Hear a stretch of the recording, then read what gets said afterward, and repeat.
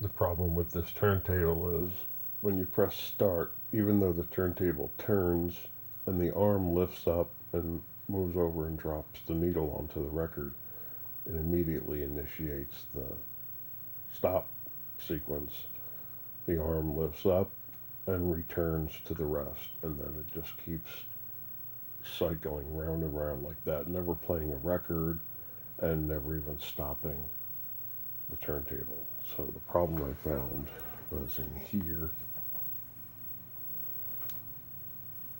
Between these two plates, there used to be a little rubber washer which deteriorated over time and just turned into like a little sludge. I flushed that all out and it's working a little better now, but that rubber washer was providing a little bit of resistance here and it wasn't quite as jumpy. So here I put a little arrow, black arrow there, and painted this red, and then this spot on this gear, the opposing spot for the red there. So what happens is when this gets pushed out of the way, it jumps instead of staying out of the way and gets caught and initiates the stop cycle. So turn it on.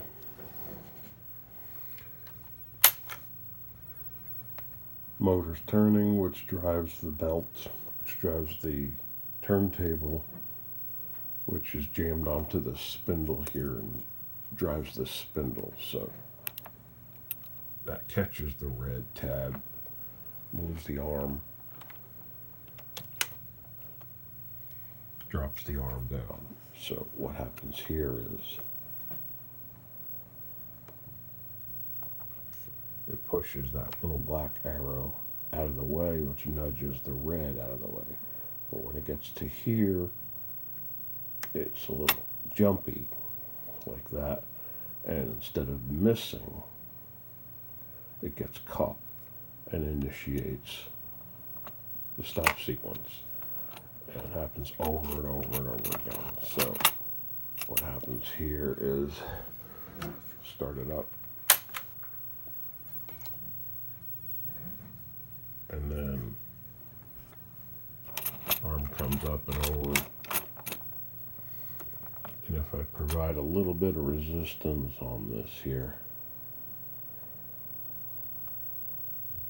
it kicks it out of the way without jumping back and allows it to bypass that little red tab, not initiating the stop sequence.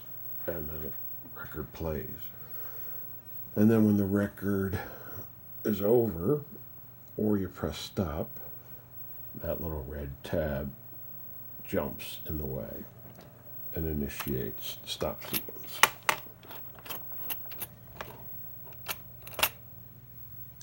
And shuts it down.